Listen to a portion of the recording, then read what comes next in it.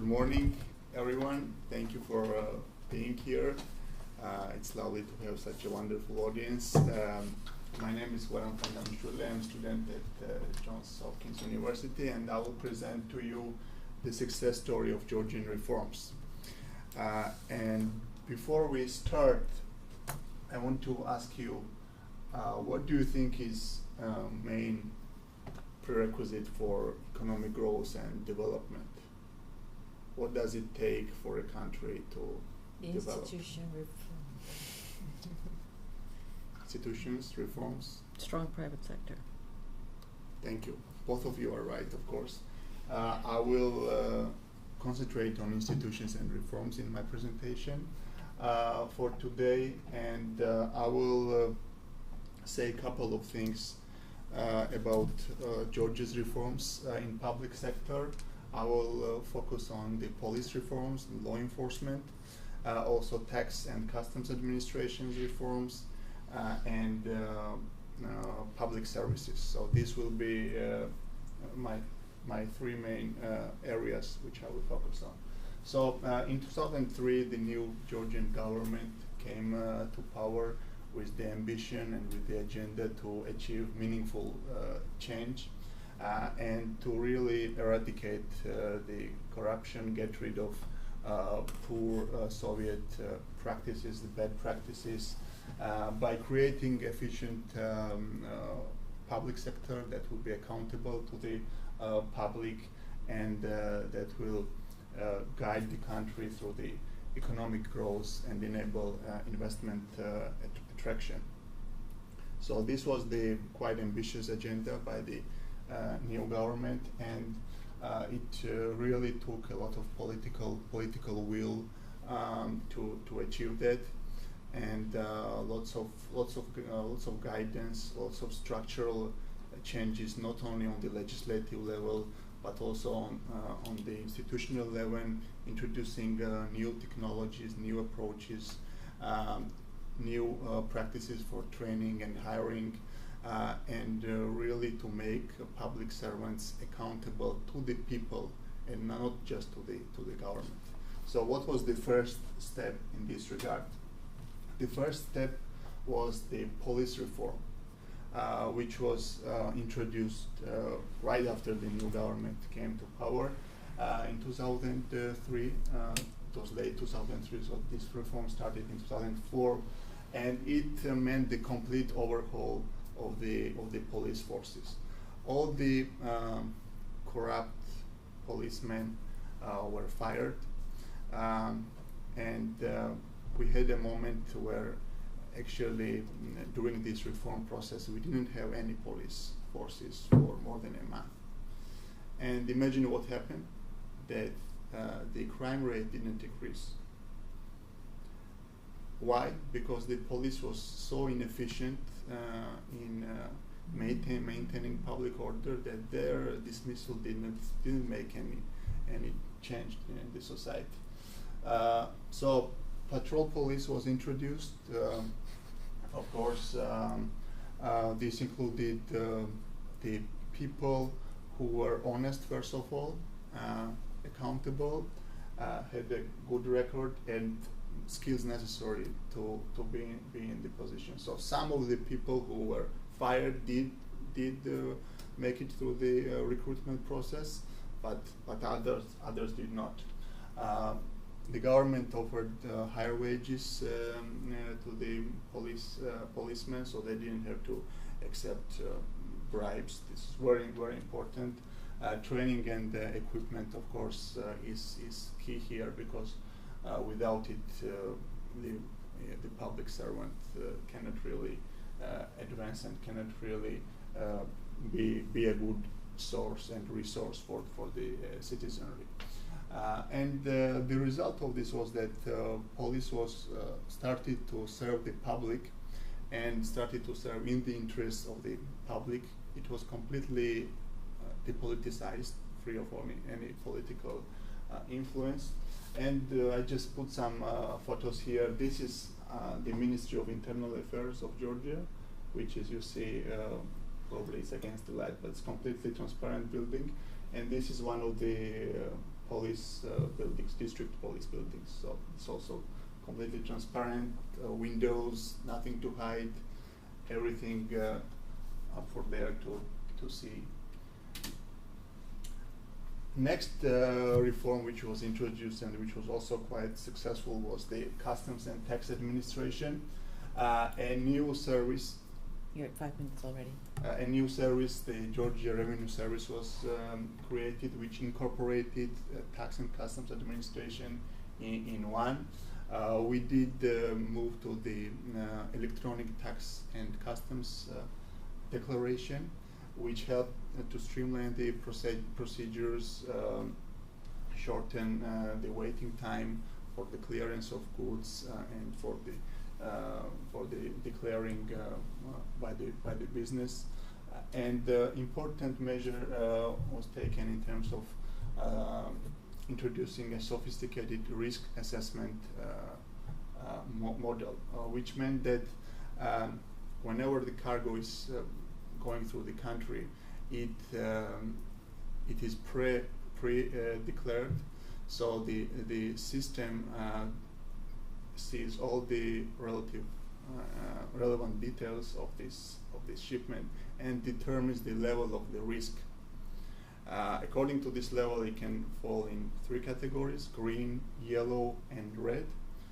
And therefore, the necessary measures by the Customs Administration would be taken in terms of the inspection of this good, depending on its origin, on its destination, what type of good it is it a dual usage good or not.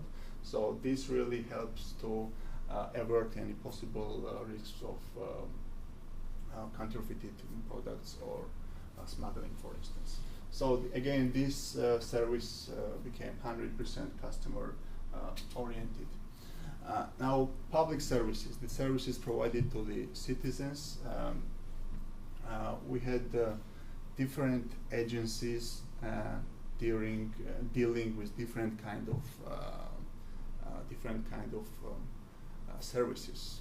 One agency dealt with the services for the citizens, other agency was dealing for services for the private sector and legal entities, and we had more than 10 different kind of agencies handling all the public services. We created a public service hall, which is this building here in the capital in Tbilisi, but there are similar offices in other regions, which incorporated more than 300 services under one roof, under one single window principle. So different agencies shared their databases. The customer had opportunity to go in to get any possible service just under the same roof. Again, fast, efficient, transparent, and customer oriented. International recognition came with these reforms. You see here the photos of Hillary Clinton and Donald Trump. They visited the public service hall, as I was mentioning before, at different times. Okay, I think both of them liked it.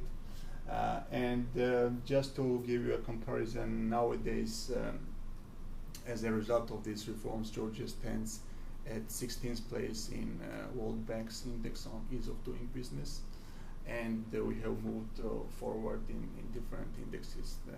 For instance, the corruption barometer and economic freedom index by the Freedom House, etc. So this is internationally recognized. We have delegations coming to Georgia to share our experiences, get acquainted with them. So this is something that is really becoming a Georgian brand. Thank you for your time. I'll be happy to answer any questions today.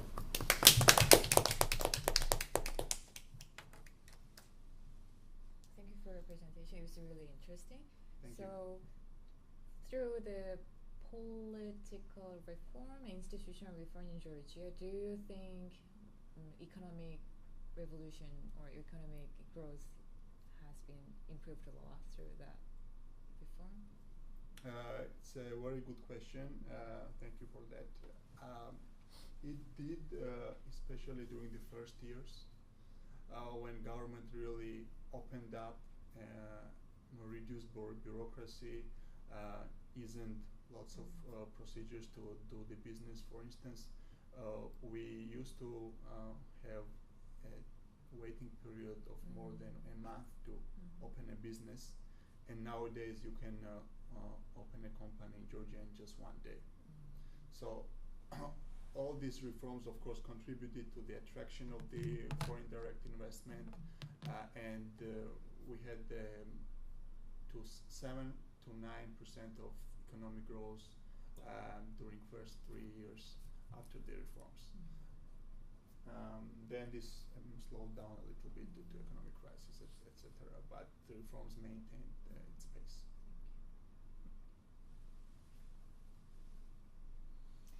So thank you very much for the presentation. This is very informative. Thank you very much. My question is, so you mentioned that the reform happened in 2004. So that's only about like 10, 13 More than 10 years ago now. Just about more than 10 years ago. So it sounds like it had a big overhaul of everything, Yes. from the political to the economy and all that. What was the wake-up call that was only 10 years ago? What happened that the What reform sparked came it? about? Yeah. What started the reform?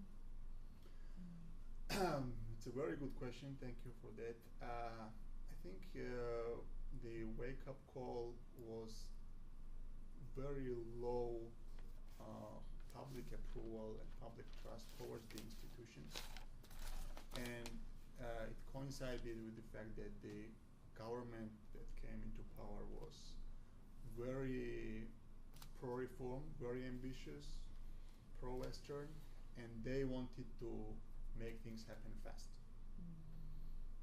Because it is true that since 90s, when Georgia inherited the old Soviet practices, during the 10 years after regaining our independence, we didn't really do a good job on overhauling our political system, and it really took like this generational change to make it happen. So low trust by the public, and the government dedicated to the very ambitious agenda, and with lots of political will, supported by the public. Thank you. But just to piggyback on Lynn's question, thank you for your presentation. If it's just an incoming administration that believes in reform, it doesn't seem like that's enough. I mean, because I think every new incoming administration in most countries campaigns on a platform of reform and campaigns on a platform of public distrust. So I mean, I don't, I mean, certainly that's the case here, right? And it's the case in most countries where, you know, an incumbent or a new administration comes in and says, I'm going to change things because you're unhappy with what we have. And there's a huge amount of public distrust. But then once they come into office, nothing changes. So I'm not sure where the actual reform came from in the Georgian situation. So, just to clarify your question is It's not a question, it's just a commentary. It's about the continuity of the reform. It's that because the we did have the change of administration. yeah, after it's this that the reforms administration. actually happened. Yes, these reforms actually happened.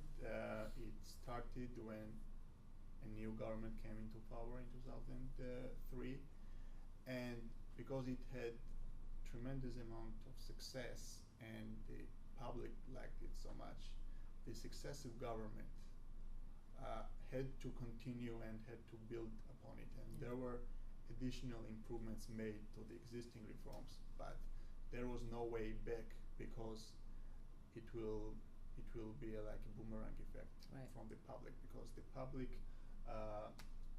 confidence in the police went from 20% from the early 90s to 90% in mid 2000s. Yeah. So it would be politically a very dangerous game for any government to come in and to abandon. And we did have the change of government. This government who did these reforms is no longer in power, but the reforms continue. Can you go back one slide?